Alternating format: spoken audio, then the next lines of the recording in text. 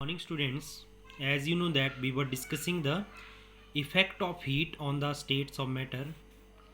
In the last lecture we have discussed the expansion of matter on heating. Today we will discuss the change of one state of matter on heating into the another state. Suppose we are having the solid. When you will heat the solid, that can be converted into the liquid, and when you will heat the liquid, that can be converted into the gas. Means solid को हम heat करके liquid में convert कर सकते हैं और liquid को heat करके हम गैस में कन्वर्ट कर सकते हैं, और गैस को जब हम कूल करें तो वो लिक्विड में कन्वर्ट हो जाती है। ओके, और लिक्विड को जब हम कूल करें तो वो किस में चेंज हो जाती है? सॉलिड में चेंज हो जाती है।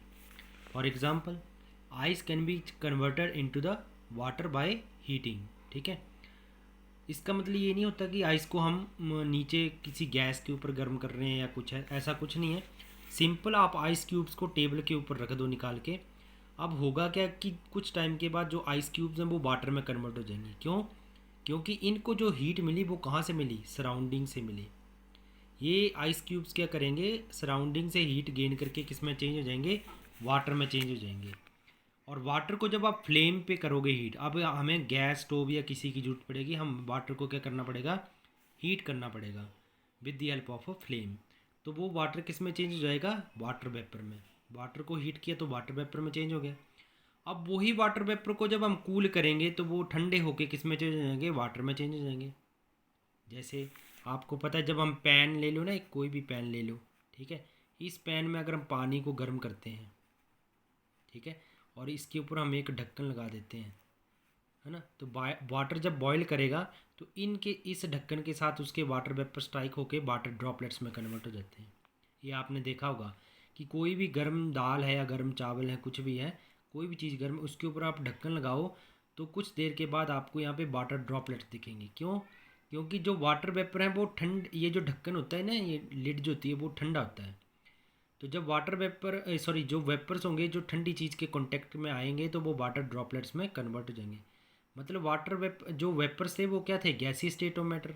ठीक है, और वो कन्वर्ट किस में हो गए? लिक्विड में कन्वर्ट हो गए बाय कूलिंग इफेक्ट। तो water vapour can be converted into the water bye cooling. और वाटर को जब हम फिर से क्या करेंगे? कूल करेंगे, फ्रीज करेंगे, तो वो किस में चेंज हो जाएगा? आइस में चेंज हो जाएगा, दैट मीन्स सॉलिड। ओके, इसमें कुछ इंपॉर्टेंट टर्म्स भी हैं। फर्स्ट वन मेल्टिंग और फ्यूज़न। मेल्टिंग क्या होती है? जब कोई सॉलिड जो होता है लिक्विड में कन्वर्ट हो जाता है। ओके, जब कोई सॉलिड लिक्विड में कन्वर्ट हो जाता है उसको बोलते हैं हम मेल्टिंग, और फ्यूज़न भी बोलते हैं। मेल्टिंग पॉइंट क्या होता है? जिस भी टेम्परेचर पे कोई सॉलिड लिक्विड में कन्वर्ट होता है ना, उसको बोलते हैं हम उसका मेल्टिंग पॉइंट। जैसे आइस का जो मेल्टिंग पॉइंट है वो 0 डिग्री सेल्सियस है। 0 डिग्री सेल्सियस पे ये मेल्ट करना शुरू कर देती है। Okay, then freezing. फ्रीजिंग क्या होती है? जब कोई लिक्विड जो होता है, लिक्विड चेंजेस टू सॉलिड, उसको बोलते हैं हम freezing.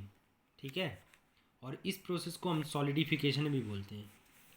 Then freezing point, the point of temperature at which the liquid changes to solid. जिस भी टेम्परेचर पे लिक्विड कोई सॉलिड में चेंज होगा उसको बोलेंगे उसका freezing point. Next is vaporization, the change of liquid into the gas. मतलब जब कोई liquid state of matter gases में चेंज हो जाती है on heating, that is known as the vaporization. ठीक है, नेक्स्ट इज बॉइलिंग पॉइंट। जिस भी टेम्परेचर पे कोई लिक्विड बॉयल करता है उसको बोलते हैं हम उसका बॉइलिंग पॉइंट। जैसे वाटर जो है वो बॉयल करता है 100 डिग्री सेल्सियस पे, तो वाटर का बॉइलिंग पॉइंट हो गया 100 degree Celsius. Understand? Next, melting and boiling depends upon the nature of a substance. किसी भी सब्सटेंस का मेल्टिंग और बॉइलिंग पॉइंट उसके उसके नेचर के ऊपर डिपेंड करता है, कैसा नेचर है। अब जैसे आइस की बात करें हम तो इसका मेल्टिंग पॉइंट 0 डिग्री सेल्सियस है, और जो बॉइलिंग पॉइंट है वो 100 डिग्री सेल्सियस है। वैसे ही अगर हम कोई और सब्सटेंस ले लें तो उसका मेल्टिंग और बॉइलिंग पॉइंट अलग अलग होगा। Understand? Next, the melting and boiling point of any substance depend upon the atmospheric pressure. सबसे पहले तो आपको ये पता होना चाहिए कि एटमॉस्फेरिक प्रेशर क्या होता है। कोई भी चीज़ यहाँ पे प्रेजेंट है, आपके रूम में प्रेजेंट है, आपके क्लासरूम में प्रेजेंट है, या आप खुद हैं, आपके ऊपर एयर थोड़ा सा एक प्रेशर एक्सर्ट करती है। हमें फील नहीं होता, बट वो प्रेशर एग्जर्ट होता है, मतलब हमारे ऊपर दबाव डालती है, प्रेशर डालती है हवा। उसी प्रेशर को बोलते हैं हम एटमॉस्फेरिक प्रेशर। तो जब हम किसी सॉलिड को मान लो मेल्ट कर रहे हैं, सॉलिड है इसको मेल्ट कर रहे हैं, तो इसकी मेल्टिंग पॉइंट को कौन इफेक्ट करता है? Pressure, atmospheric pressure. जो एयर है इसके ऊपर प्रेशर लगाएगी, वो इसके मेल्टिंग पॉइंट को इफेक्ट करेगी। सिमिलरली अगर कोई लिक्विड मैं बॉयल कर रहा हूँ तो उसको भी कौन इफेक्ट करेगी? Atmospheric pressure. ओके, तो मेल्टिंग और बॉइलिंग पॉइंट जो होते हैं इफेक्टेड हो जाते हैं किसकी वजह से? एटमॉस्फेरिक प्रेशर की वजह से। ठीक है, अब हमने पढ़ा कि जब हम किसी स्टेट्स ऑफ मैटर को हीट करते हैं तो वो चेंज हो जाती है from one state to another state. But कैसे होती है, that we are going to discuss here. आपको पता है कि सॉलिड जो होते हैं वो इसमें जो मॉलिक्यूल होते हैं वो क्लोजली पैक्ड होते हैं, वेरी क्लोजली पैक्ड। अगर आपने सॉलिड को हीट किया तो जो सॉलिड है, सॉलिड के पार्टिकल हैं, वो थोड़े से मूव करने लग पड़ेंगे, मतलब काइनेटिक एनर्जी ज़्यादा हो जाएगी इनकी। काइनेटिक एनर्जी किसी की मूवमेंट की वजह से होती है। पहले तो जीरो थी काइनेटिक एनर्जी, क्योंकि मूव तो करते नहीं है। जब आप हीट करेंगे तो थोड़ी से मूव करने लग पड़ेंगे और काइनेटिक एनर्जी ज़्यादा हो जाएगी। और ज़्यादा हीट करेंगे तो और काइनेटिक एनर्जी ज़्यादा हो जाएगी, और ज़्यादा हीट करेंगे तो और ज़्यादा काइनेटिक एनर्जी। ठीक है, इससे क्या होगा? काइनेटिक एनर्जी बढ़ने से कि जो इसकी इंटरमॉलिक्यूलर फोर्स ऑफ अट्रैक्शन होती थी वो वीक हो जाएगी।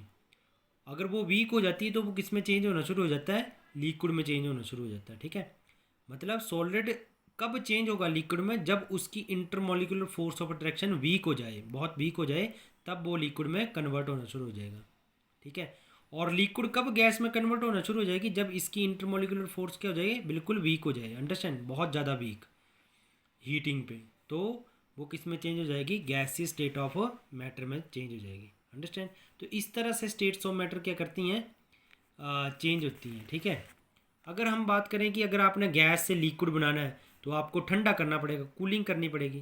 कूलिंग करने से क्या होगा? जो मॉलिक्यूल थे गैसेस के वो बहुत दूर दूर थे पहले। जब आप इसको ठंडा करोगे तो मॉलिक्यूल नज़दीक आ जाएंगे। मॉलिक्यूल नज़दीक आ जाएंगे तो वो लिक्विड में कन्वर्ट हो जाएगा। इसको और ज़्यादा कूल करेंगे, यहाँ पे और कूलिंग कर दी हमने, कूलिंग। तो ये जो मॉलिक्यूल पहले थोड़े दूर दूर थे वो बिल्कुल नज़दीक होके किस में कन्वर्ट हो जाएंगे? सॉलिड में कन्वर्ट हो जाएंगे। इन दैट वे पहले मॉलिक्यूल बहुत दूर थे गैसेस में, आपने इसको ठंडा किया तो मॉलिक्यूल नज़दीक आ गए, लिक्विड में कन्वर्ट हो गया। और लिक्विड से जब हम क्या करेंगे और कूल करेंगे तो वो एकदम एक दूसरे से क्लोज आ जाएंगे, तो क्या हो जाएंगे? वो सॉलिड में कन्वर्ट हो जाएंगे। Okay, next is sublimation. What is sublimation? The direct change of the solid into the gas on heating. जब किसी सॉलिड को नहीं, कुछ एक सॉलिड्स को हम हीट करते हैं तो वो किस में चेंज हो जाती है? गैसीय स्टेट ऑफ मैटर में चेंज। जैसे naphthalene ball, Odonil. Naphthalene ball को बोलते हैं फरनैल की गोलियाँ जो कपड़ों में रखते हैं। आपको पता है कि वो कुछ टाइम के बाद डिसअपेयर हो जाती हैं, ख़त्म हो जाती हैं वो अपने आप ही। क्यों? क्योंकि वो सीधा किस में चेंज हो जाती हैं? गैसेज में चेंज हो जाती हैं। Okay, next is chemical change on heating. मतलब जब एक केमिकल चेंज मतलब कि जब हम किसी सब्सटेंस को हीट करते हैं तो उसमें कुछ केमिकल चेंज आता है। ठीक है, कुछ एक सब्सटेंसेस हैं तो जो नया सब्सटेंस बनेगा उसकी प्रॉपर्टीज जो होंगी ओरिजिनल सब्सटेंस से टोटली डिफरेंट होंगी। जैसे कैल्शियम कार्बोनेट था, इसको मैंने हीट किया तो मेरे पास प्रोडक्ट बन गया CaO प्लस CO2। ये कैल्शियम ऑक्साइड है, ये कैल्शियम कार्बोनेट है। तो कैल्शियम कार्बोनेट को हीट करने पर कैल्शियम ऑक्साइड और कार्बन डाइऑक्साइड बनती है। तो ये दोनों ही नए सब्सटेंस हैं जो बिल्कुल भी सेम नहीं है किसकी तरह? कैल्शियम कार्बोनेट की तरह। तो ये केमिकल चेंज हुआ, और कैसे हुआ? By heating. तो हीटिंग की वजह से केमिकल चेंज भी होते हैं, जहाँ पे नया सब्सटेंस बनता है और वो नया सब्सटेंस जो होगा वो टोटली डिफरेंट होगा from the original substance. Okay, with this topic your lesson number 3 is completed.